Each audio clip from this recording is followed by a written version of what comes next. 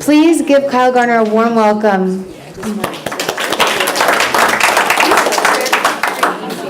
All right, so thanks for having me. I get the glorious task of, before lunch, telling you how your business can heal the world.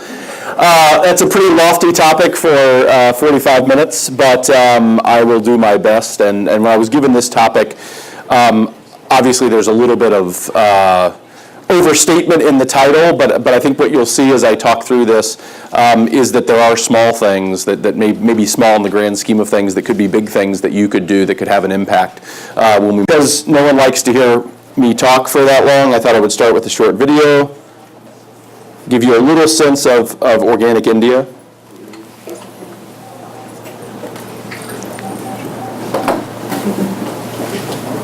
Is there sound? It's all subtitled anyway, so you don't really need to hear the sound.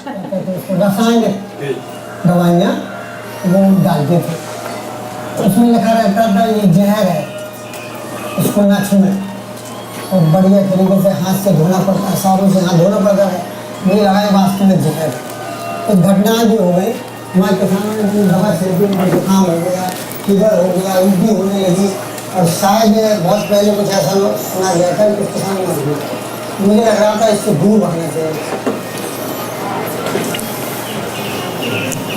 हमें organic India से कुछ साहित्य भी मिला तो निर्देशन भी मिला और उन्हें गौमूत्र के द्वारा कुछ इस तरह के कीटनाशक बनवा जो बड़े सरल तरीके से बनते हैं 10 किलो गौमूत्र में आधा किलो नीम की पत्ती आधा किलो हौला की पत्ती आधा किलो धतूरे की पत्ती 250 ग्राम लहसुन 250 ग्राम लाल मिर्च और 250 ग्राम तम्बाकू के पत्ते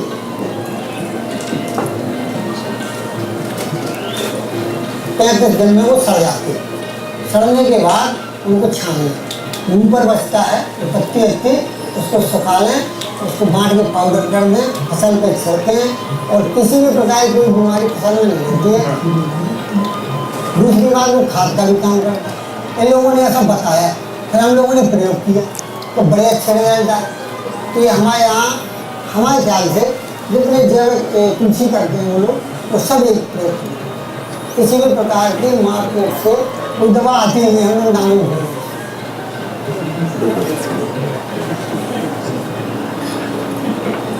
और हम इसको घर घर पहुँचाना चाहते हैं और घर घर नहीं बल्कि पूरे देश में चाहते हैं कि फैले हमारा कोई भी प्रदेश कोई भी किसान ऐसा न बचे जो इससे एवं सोच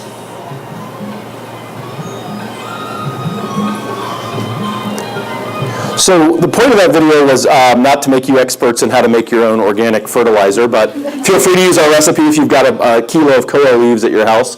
Have at it. The real point there was at the end, and I know it's kind of a long minute and a half build to get the point, but hearing from a farmer that we work with and hearing him say that he learned these practices which were different than everything that was being pitched as from the industrial agricultural movement in India, and hearing him say, I want everyone to know about this, and he's out telling people and he's out recruiting farmers on our behalf, not because we've asked him to, it's because he feels passionately and he's learned something. And a core part of my point to you today is that can be your small part in your business, however big or however small. And we're a relatively small business, but my guess is probably bigger than some of the businesses that you guys have.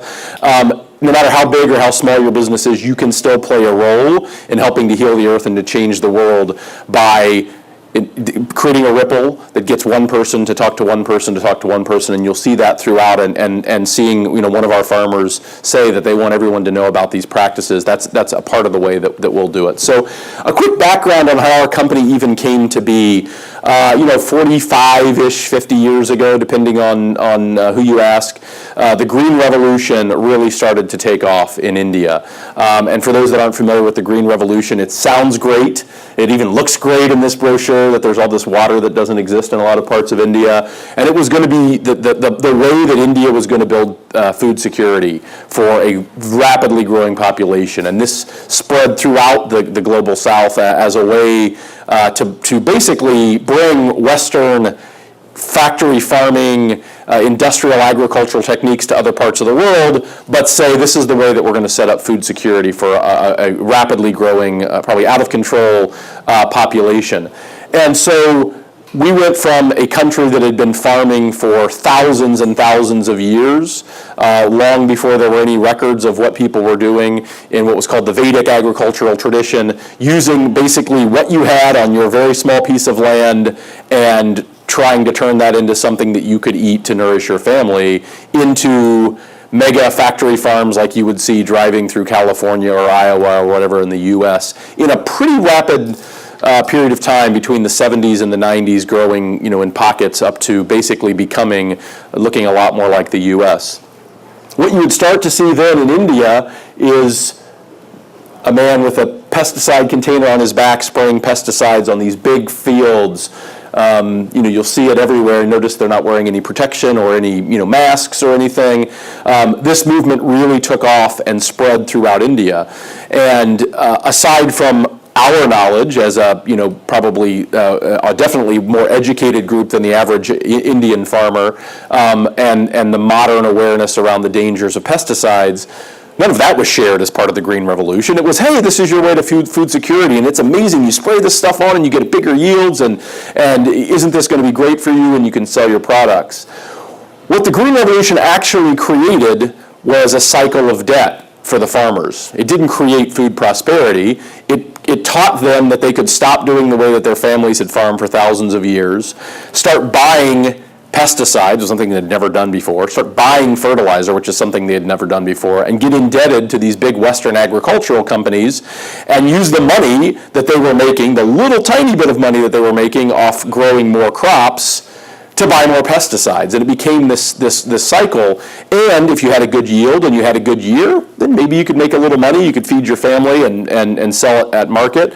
If you had a bad year, you still had to pay for the fertilizer, you still had to pay for the pesticides that you were buying, and you didn't have any crops to sell. And the average Indian farmer that owns, half an acre to 2 acres of land can't really afford to be in debt to a farmer. So what started happening, one of the most shocking things that started happening, was an epidemic of farmer suicides. And in the last 20 years, nearly 300,000 farmers in India have killed themselves, largely by ingesting pesticides.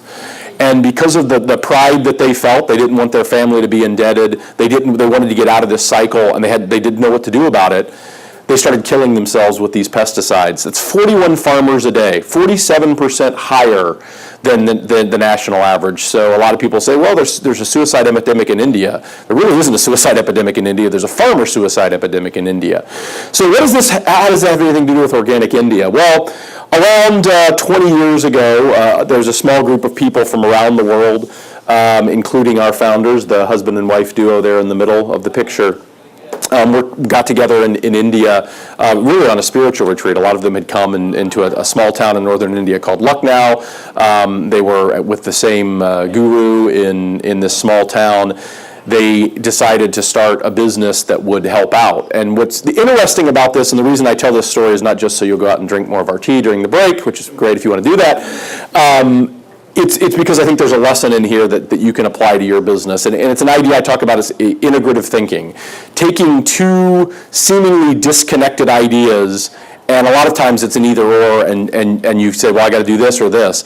Two things that are maybe diametrically opposed. And if you can find a common wisdom or a common connection in those things, that's where the big ideas come from. And for us, the first was this farmer suicide epidemic.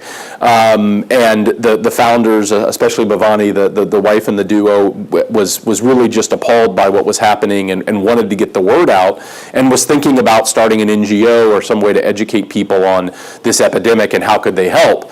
At the same time, coincidentally, they met this man, Dr. Narinder Singh, who is a Western-trained doctor who happened to move back to a small little town in northern India called Azamgarh to help, bring stronger health care to his community where he grew up.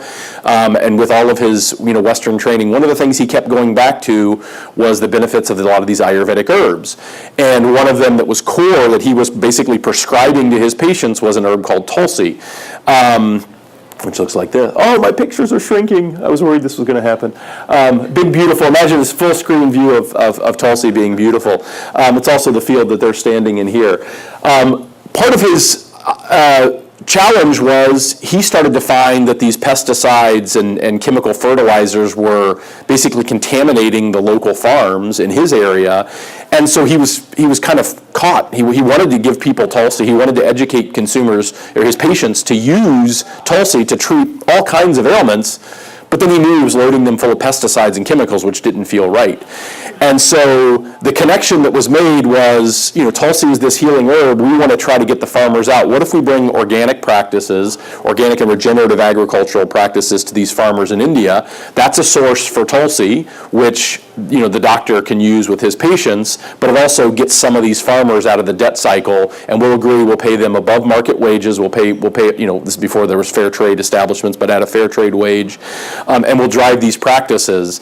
And at the time, you've got big Western ag. Imagine like Monsanto and DuPont and all the money pouring in, educating, and then you've got these three people trying to tell these farmers, no, there's a better way. So obviously it didn't start fast. Started with one farmer right here, and has grown over the years to about 2,500 small family farmers that a lot of them still have 1 or 2 acres of land. But because of, as I showed in the video, because of the education we've been able to provide, people now want to be a part of this. So the first point I think that you can apply is when you face that challenge, when you face that what appears to be an insurmountable goal of how do I heal the world, maybe start with something small and start with one farmer and then let it grow to 2 and let it grow to 3 and then let it grow to 6. And then it will grow exponentially if you do that. But also look for that integrative point. How did we solve Dr. Singh's problem? We helped address the issue that the farmers were having, and we were able to lead a movement that's really changing the way people are viewing agriculture in India. So from our standpoint, I run the U.S. business for Organic India. We're a relatively small team. We're about half of the global sales, but most of our operation is in India. We want obviously our farmers are there that work with us. Our factories are there, and so we're largely a marketing and distribution arm of the business. But as we're growing, we're bringing in more people to the organization. We're hiring people. We're expanding our marketing reach, and much like Lisa's story, we've got a founding family, but unlike Lisa's story, we didn't have the family to inherit the business. There was no interest in the children of taking this business over, and so we've brought in, over the years, people from, to do sales, to do marketing. It's not a family business in that sense, even though it's still owned by the founders. And so as we did that, one of the worries that we've had is how do you codify what started this? Like how do you bake in to the DNA of this organization what it's really about? What does it mean to be Organic India? Because long after the founders pass away and long after I pass away, we hope that there's someone running this business. How do we build that in? And so I joined the company about a year ago. I'll tell you a little bit about my story at the end, because that's not why I'm here, but I'll close with a story on why I'm here. But what we wanted to do is we wanted to create a set of operating principles, so as we go from 12 employees in the U.S. to 15 employees in the U.S. to maybe 50 or 100 at some point as we get bigger over time, how do we make sure that employee number 100 has that connection to why the company exists, the roots of the company that the founders did? How do we ensure that stays alive? And we've done it through the creation of some operating principles, and I'm not going to bore you going through all of them. If you ever want to see them, I'm happy to share. But they really fall into 3 buckets of why our company exists. And again, my goal here is not to make you build a regenerative agriculture business. If you're doing that, I applaud you, and I would gladly support it. But it's to tie these themes, how you can tie them to regardless of what business you're in. So the first is regeneration, the second is transformation, and the third is culture. And it was great, hearing Lisa this morning talk about some of the cultural aspects of their business and hearing some of the commonalities that we share. Oh, this is so sad. These are these big, beautiful pictures. I don't know what happened when I sent the 4 gig file to poor Robin to download over the weekend, so it's probably something happened there. When we talk about regeneration, and I right when I got here yesterday, I got here for the last presentation from the pasture farm company, and it was funny hearing him talk about going beyond sustainable. One of the things that we've been talking about is, obviously the sustainability movement has been a great thing in corporate America, getting people to think about not making things worse. We always felt it needed to be more than that. It needed to be regenerative. How do we give back? And that's core to who we are as a company. And part of that, again, that I think can apply, even if you're not in an agricultural business, and I'll talk about the agricultural aspects here in a second, but adding value at every point in the chain is regenerative. Maintaining is not. That's, being sustainable. That's certainly better than a lot of what's happening in corporate America, which is take from the bottom of the value chain, drive as much value to the top, and have the CEO of the company at the end make 150 times more than the average employee, and have the raw material supplier that they're working with get a pittance. That's certainly bad. This idea of sustainable is good, but how do you actually add value, increase value at every point in the chain? That's something that, regardless of what business you're in, you can think about with your raw material suppliers, with your business partners, with your employees. And so it doesn't just have to be the farming aspects. That's what we mean when we talk regeneration. But because we're a farming business at heart, and because we sell agricultural products, we do a lot of work in the area of regenerative agriculture.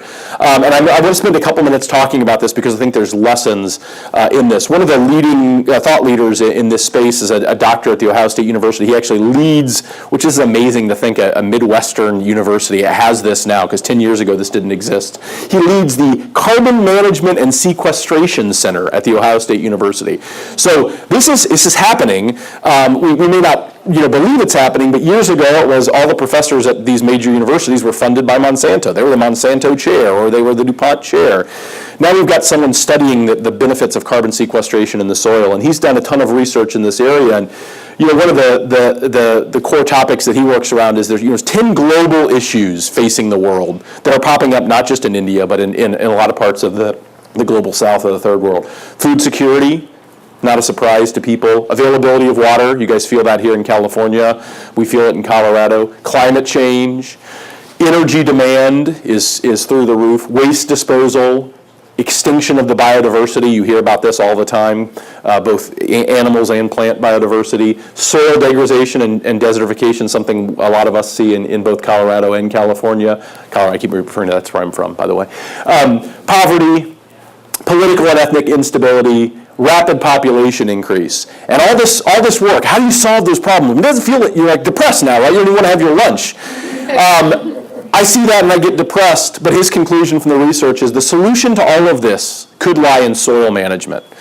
And if you think about it, and again, I'd be happy to talk for hours about regenerative agricultural practices, but the point of this isn't to educate you on that, but to think, again, an integrative solution. You can solve all of these what seem like insurmountable problems by going back and thinking about how we treat soil differently. So for my business, where we're using raw materials that come from the earth, how do we make sure that we're not stripping the land and degrading it?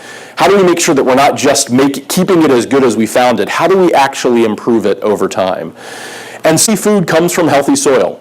I'm sure I can get a lot of head nods with this group and the audience that would come to an event called Take Back Your Health. Probably a lot of belief in this. I don't have to sell this to you already. The obvious benefits of not having pesticides and herbicides, but also the less obvious benefits, at least less obvious to the average person. The increased microbial diversity that gets stripped out when you're doing heavy extraction of even plant-based foods, or when you're killing off. Those pesticides are designed, they're called pesticides, they're designed to kill pests. Well, those pests happen to be an important part of our ecosystem. And so when you strip out that biodiversity, you're actually weakening not only the plant and making it less nutritious, but the stuff that surrounds the plant. And so how do we flip that on its head and say, can we actually create better food and create a tea that not only tastes better, but performs better? All of our products are dietary supplements. They're sold as dietary supplements, even the teas. How do we make them perform better and provide a better benefit, while at the same time putting more in than we take out? So you've all heard organic. There's a nice little dictionary definition of organic, and it's great. We're 100% certified organic. We believe in this movement. We're strong advocates for expanding organic farming around the world, but we think there's a step further. We think it's around regenerative agriculture, and it's more than, it's taking all those great foundations that organic has put in place and adding to it, adding more, because organic controls a lot of the processing, organic controls a lot of the inputs, but it's pretty silent on the health of the soil, and that's where we want to take it a step further. And I could read you all these words that are nicely pulled from a lovely woman in our office who helped me pull this together out of the definition. But as I've said, all you need to really remember is it's about putting in more than you take out. So again, maybe anybody here in an agricultural business? Sort of, a few people. Most of you aren't. You can still apply this principle to whatever you're doing. You're probably buying raw materials, you're probably working with either partners or sourcing from somebody, you're hiring employees. In every decision you make, how do you put in more than you take out? If you do that, your business will be successful, but you can also help heal the earth. For us, what does this mean? Obviously, there's the agricultural aspects. I'll go through this fast since you guys are in the agricultural business, but you've heard of these things. These are things we believe in. These are things that we practice on our business. There's no silver bullet for regenerative agriculture. There's no 7-point checklist. A lot of this is learning and process. But these aren't hard practices. These aren't practices that people would generally disagree with. And what we find is that on our land, and if you want to learn more about this, Rodale Institute is a great resource. They've been doing side-by-side farm trials with organic farming versus conventional farming since 1981. And their data basically shows you apply these practices, you use animals, you use what you have on your land, composting and water management, you apply all these things, they've gone from maybe 1% organic matter in the soil to 7 or 8% organic matter in the soil. They're not seeing runoff, they're not seeing erosion. They get comparable yields to conventional farming in their trials for 30 years, but when there's a stress year, when there's a drought, when there's a flood, organic always outperforms conventional. And so there's plenty of data out there to support it. Again, most of you aren't in that business. If you think about it, this quote from Michael Pollan, probably people know him well. I read this article in Organic Life magazine, and he says, this point of it's a reciprocal relationship with nature rather than imposing a human scheme on the natural world.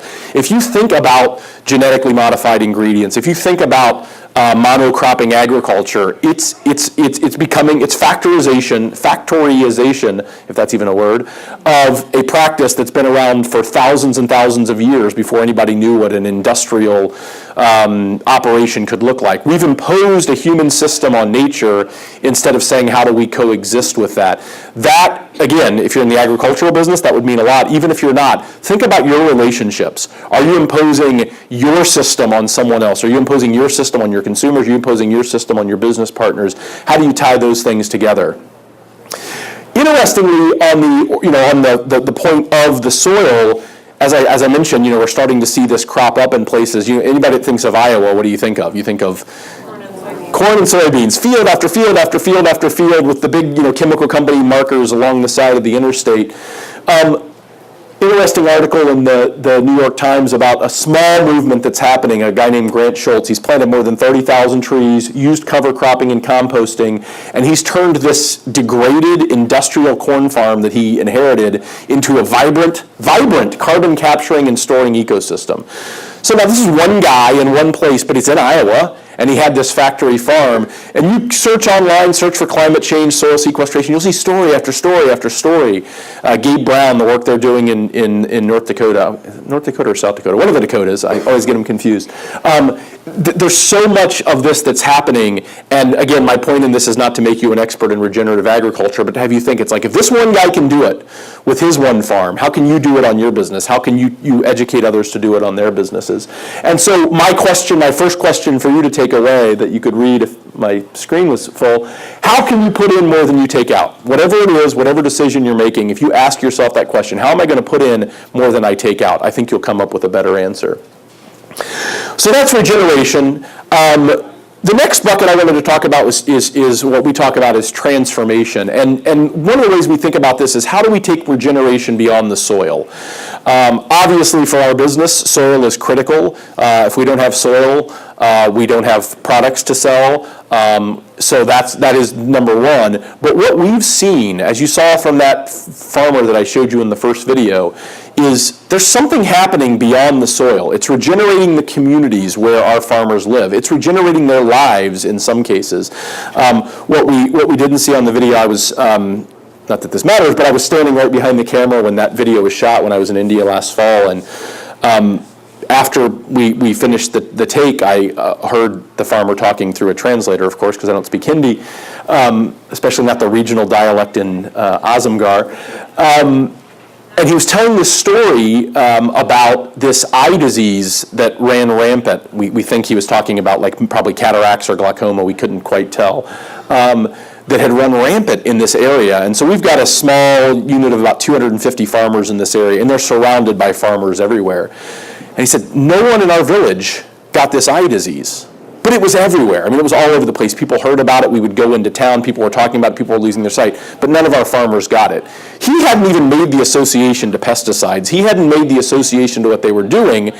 He kind of viewed it as this lucky happenstance because they were working with us. Clearly, I think probably scientifically, if we went in and looked, we could find the root of that problem. But something we've done is transform these villages where these people are working, where they just associate it with part of their being, of the fact that they've connected to this deeper thing, which is in their world, organic India. It's transformed the community. And so take this idea of how do you transform beyond the core, and for us, how do we transform beyond the core of the ingredient, the product. We also talk about transforming the way that business is a statement of the company. The founders talked about being a vehicle of consciousness to educate people that there's a different business modality. And what does that really mean? We were talking about B Corp, or was that you that was at least talking about B Corp? Part of the reason we joined the B Corp movement, and if you want to learn about B Corps, or even if you don't, I would encourage you to still learn about them, because I think it's an interesting mindset of using business as a force for good and finding a way to start to not only score it and codify it for companies, but also create best practices that we can share so we can learn from other companies. Organic India can learn from Dr. Bronner's and vice versa. We can share as a community and get better for ourselves and make both businesses better.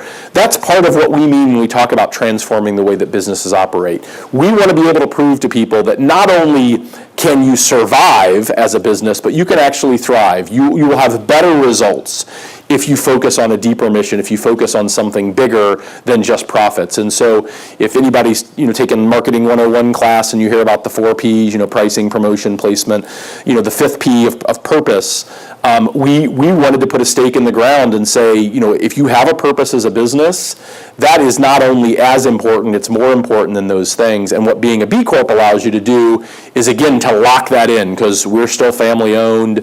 Like I said, there's no next generation that wants to pick this up, so at some point we'll have to deal with that. We're currently working on employee ownership as an option. But at some point, if someone has to come in, how do we protect the core of that business so that someone doesn't come in and buy it and say, oh, great, let's sell this organic tea. If we pay the farmers half as much, which we could do, and they'd still probably be doing better than they would be going to market from the commodity market, we could make more money for ourselves. Well, that's not why we're in business. That's antithetical to who we are as a company. Being a B Corp allows us to do that. So we take that transformation into account, obviously from the environmental standpoint, but when we work with our farmers and the communities that we go into, that's the way that we view transformation. It goes beyond looking at transforming the environment, but also transforming the farmers and the communities. So how do we bring this to life? We basically we have a 7-pillar CSR platform that we use in India.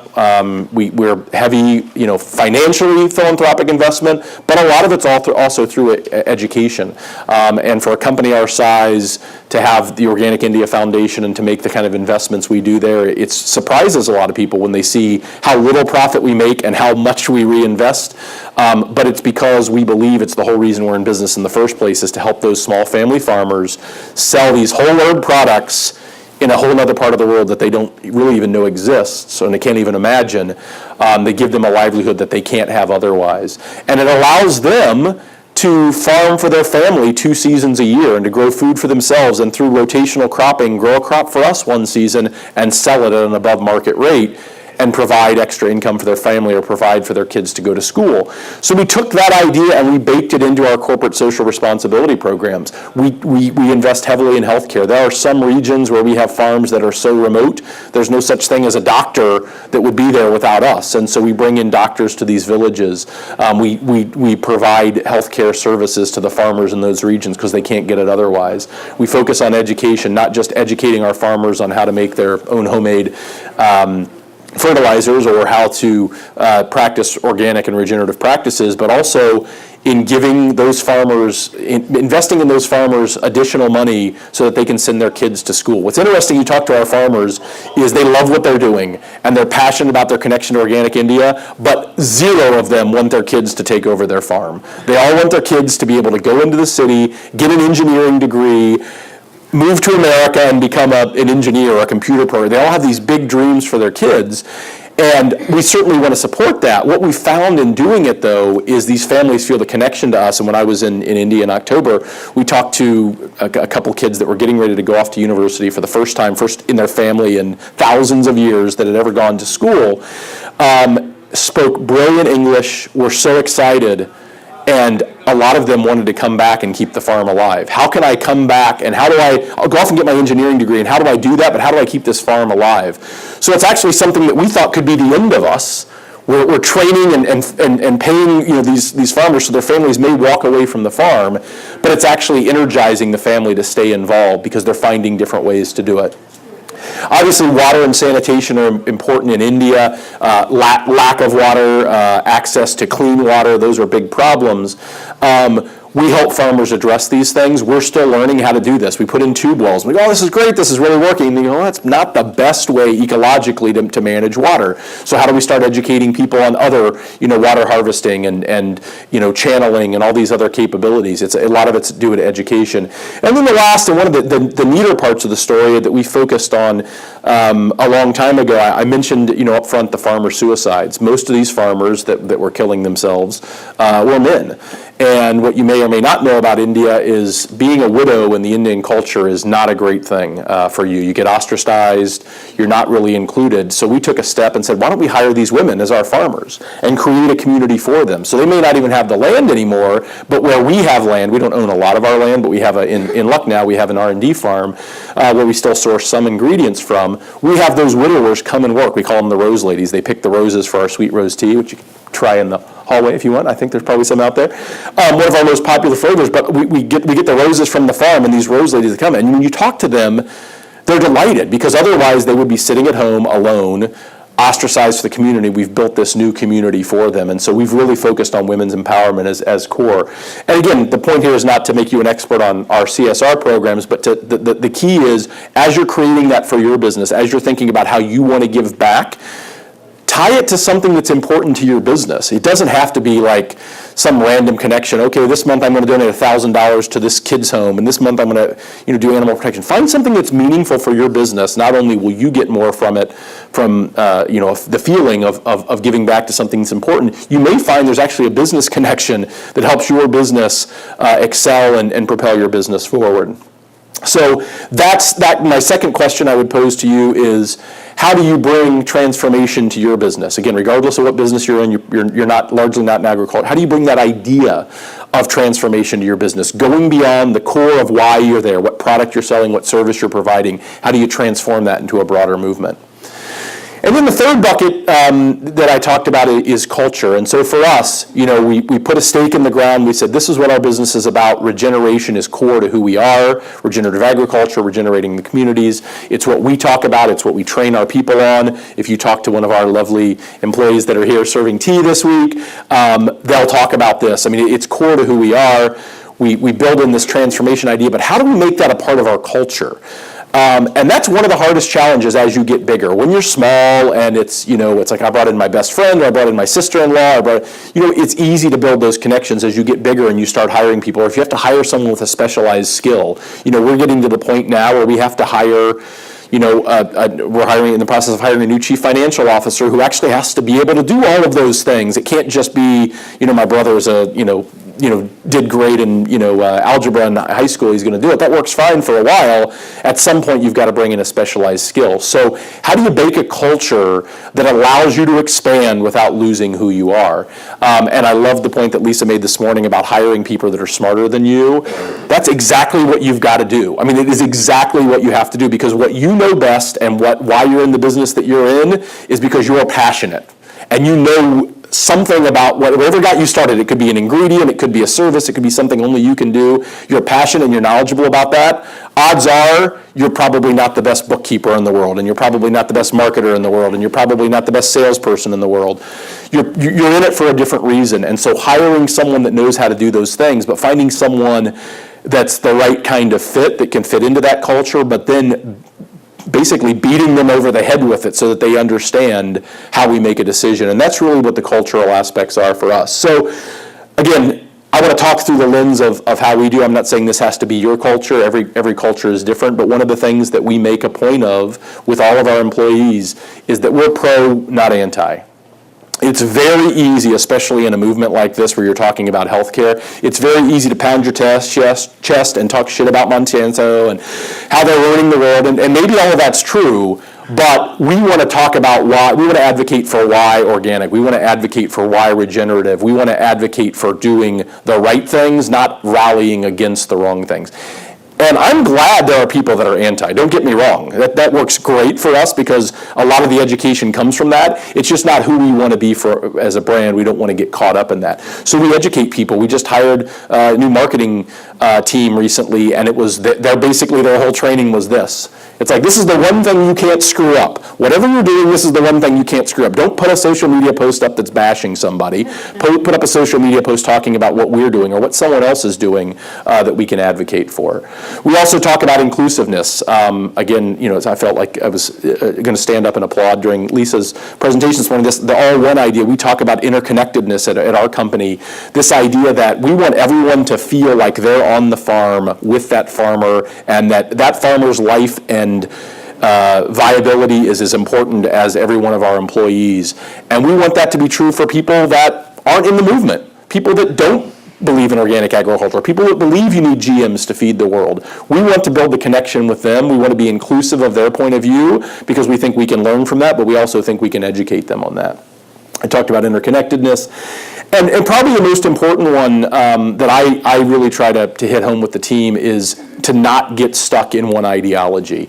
We say we're a vehicle of consciousness, and it's very easy to pat ourselves on the back for all the great things that we've done, and I'm very proud of what we've done as a company, and I'm honored to be a part of a company that's done what it's done.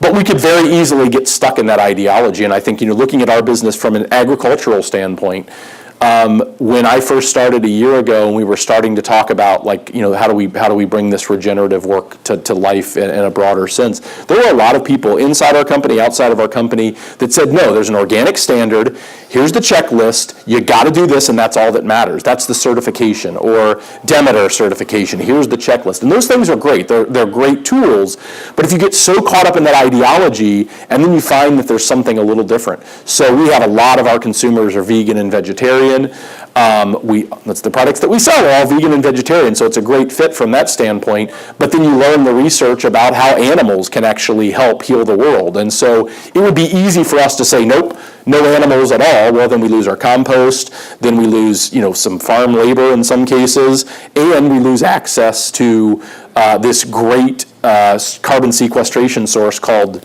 giant animals clomping on the grass and putting their big hooves through the soil and creating a carbon sink. So it would be very easy for us to be anti-animal, but instead we're being pro-regenerative and we're tying it together. We're trying not to get stuck in that ideology. So really, what my point on bringing up culture is, every business is going to be different. The one thing I would encourage you to do is to look at your culture through the lens and to lock and to codify, write it down. This is our mission. This is why we're in business.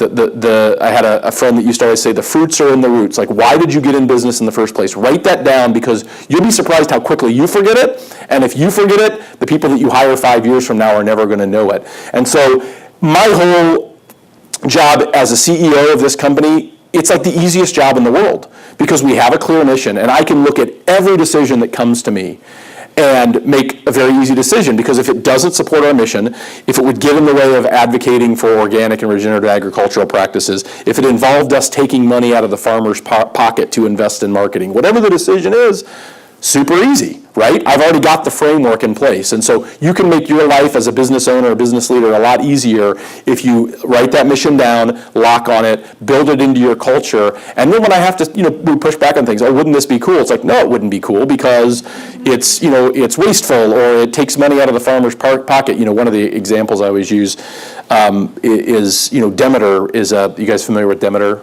Biodynamic farming practices. So Demeter is an organization, and they've created a standard for biodynamic farming, which is kind of like Organic Plus, that has a lot of aspects. Rudolf Steiner, you can read about it. I won't bore you with the details.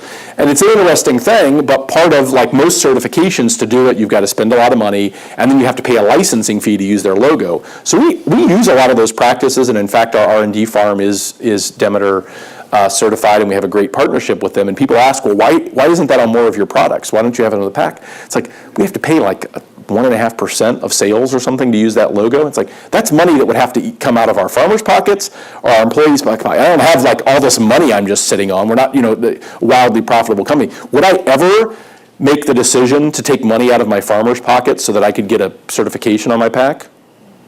You're the CEO. Exactly. No. So there you are. You're the CEO of Organic India. You just did my job. It's very easy when you have a clear mission in place. And I would just say for you, if you can do that for yourself, but then build it into your culture, it'll make your job a lot easier. So how can you use your culture as a force for good? Not just as a way to keep your employees happy. That's obviously a core part of it, but use it as a force for good where everybody in the organization understands every decision because they so clearly understand why you're in business. So as I start to sprint towards the finish line here, and I do want to save time for questions, as I was going through this, I started to get depressed. I mean, the challenges are big, especially on the agricultural side. We talk about your business can heal the world. I'm 25 slides in, and I'm going, I don't think I've healed the world yet, and these guys are going to be hungry. And my point is, I think there's hope, and I want to break it down in the three buckets that we talked about. Obviously, and this is selfish for my business, I believe that organic practices are key. I believe these regenerative agricultural practices are key, starting to mimic prairie ecosystems and using animal grazing and using cover cropping and crop rotation. All these things are working. But if you work in a business like that, please, please, please, if you do nothing else, go advocate for those things. If you buy plant or animal materials for your product, advocate for these things with your suppliers. You can make a difference in these because, as Lisa said, it's like they're suddenly buying a lot of coconut oil. If they want organic coconut oil, someone will grow it. Someone will figure out how to do it if they create a market for it. And don't just step back and go, oh, there's no organic coconut oil. How do you create a market for it? And if you can do that on your business, you can drive regeneration even if you're not in a business like ours. Business can be a force for good. So when we talk about transformation, it's very easy to get caught up in nasty corporate America. It's very easy to bash big companies that are greedy and overpaying CEOs and all those kind of things. But I've seen it firsthand as part of the B Corp movement. As you go to the Champions Retreat and you interact with these businesses and you talk to people, you don't hear a lot of people talking about their P&L. You hear a lot of people talking about their purpose. You hear a lot of people talking about the impact that they've had beyond that. And then you look at their results, and these are wildly successful companies. It's not like it's a bunch of hippies with NGOs that are losing money. They're actually successful. So it's not just that it's a great thing to do. It's a great thing to do, and it's great for your business. Profit and purpose can coexist. And the third point, from a cultural standpoint, you can change this. How many of you have more than 10 employees in your business? 2 people in the room. So most of you have, it's 1 or 2, maybe 3, maybe it's a relative, it's a friend helping out.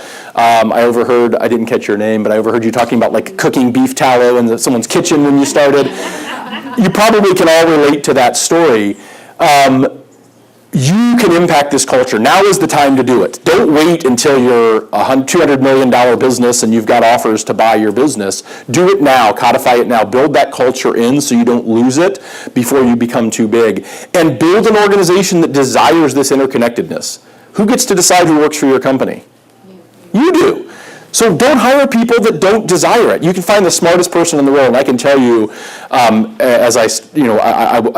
background is I worked at Procter & Gamble for 17 years before coming to Organic India. Most people say, fuck, this guy, right? I see the look on your faces like, And it's not as bad as people would say. There are bad things about it, but there are good things about it. And I learned a lot there, but I wanted something different. I wanted something more. And what was interesting is, like, coming to a company like Organic India, obviously a little bit smaller than P&G, just a tiny bit. I could find people with a lot of skill sets to do a job. And I could find the best finance person. I could find the best salesperson. And what we had is a great team already, so I didn't need to do a lot of that. But where we've hired, what I found pretty quickly is there are people like me that maybe have an amazing skill set that you wouldn't imagine that are there not because you can make more money. You can't make more money at Organic India than P&G, I'll tell you that. A little hint. You'll have a better retirement. You'll have an easier way of life, whatever it is. But they're there because they want to be there and they desire something different. Find those people. There are plenty of them out there. You don't just have to find people that fit to your purpose, that have no skills. You don't just have to find people that have the skills. There are plenty of people out there that would love to work for a company like yours, and we see it every time we post a job. We get 10 times as many applicants as we would expect for a company our size. It's because people want to be connected, and it allows us to sort through that. So you own the culture, you own the hiring. Build it in now. And then when you've got 50 employees and you're selling $100 million a year, you won't have to worry about it because it'll be so embedded in what everybody's doing. So in closing, I've talked to you about these big questions. Think about, walk out of here, what's your small part? What's the one thing that you can do personally? Don't worry about everybody else at this point. Just walk out here. What can I do personally? What's one little thing that I can do to drive these? And think about it at one step at a time. And if you're still feeling, that one step won't matter, I want to close with a personal story, why I joined the company. So like I said, 17 years at Procter & Gamble. Procter & Gamble acquired a little supplement company called New Chapter up in Vermont. I got sent out there to be the CEO, worked out there, fell in love with the industry, fell in love with using natural plant-based dietary supplements for healing. And I discovered, just being in the scene, I discovered Organic India, and I drank the tea every day, didn't know the people, and got a call from a recruiter looking for a recommendation for a CEO job that they were hiring for, and I asked who it was, and they said Organic India, and I said, hey, I'd love to talk to these people. And for me, it was really, truly to talk to them. They thought they would want nothing to do with the dude from P&G, which was kind of their first response, just so you know. But I thought, well, hey, we sell a lot of Tulsi. Maybe we could, create a partnership. If nothing else, I just want to say, hey, you guys are doing awesome things, and I really respect what you're doing. And so the recruiter was nice enough to set up a Skype call with the founders who were in India at the time. And I was traveling, and it was 10 o'clock at night or something. I had a Skype call, and I hung up the call and called my wife and said, I think I'm going to quit my job and go work with these people. And she was like, well, of course, freaked out because it's 10 o'clock at night, and I'm telling her I'm going to quit my job, and we've got a young son at home. And then she says, well, don't flatter yourself. They want nothing to do with you because you work for P&G. It's like, oh, yeah, you're right. So I kind of forgot about it. And 2 days later, I get a call from the recruiter saying, what the hell did you do on that conversation? Apparently, the founders hung up the phone and said the same thing. Next thing I knew, I was on a plane to India. And so I was still feeling good about it, but I didn't know. It's a big leap to make. I've been in corporate America. I had a long career. I was doing well. Is this really what I want to do? And this is our farm in Lucknow.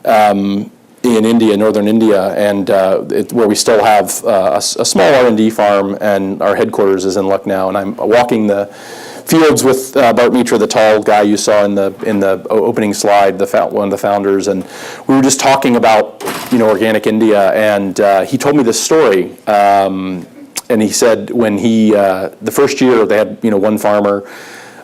Second year they got up to 5, and they were growing the business, and he was feeling like, hey, this maybe this could work, and maybe this could help. And he went back, and one of the farmers grabbed him the second year, the third year, grabbed him, and again through a translator said, I got to thank you. And he was thinking, oh, because we're paying you this great wage or whatever. And he said, the birds of my childhood have returned. So in 2 years, we had enough of an impact that these birds that had disappeared because of the chemical farming and destroying all the bugs that the birds had eat, in 2 years they were back. And this guy made this connection to his childhood, and I heard that, and I said, that's my small part. I can do that. I want to be a part of this. And so I quit my job and moved to Colorado. So I'll skip that. So again, in closing, thank you for your time. I know I talked a little bit too long, but I want to save a couple minutes for questions if you've got any, and I can stick around for a couple minutes if people need. So thank you.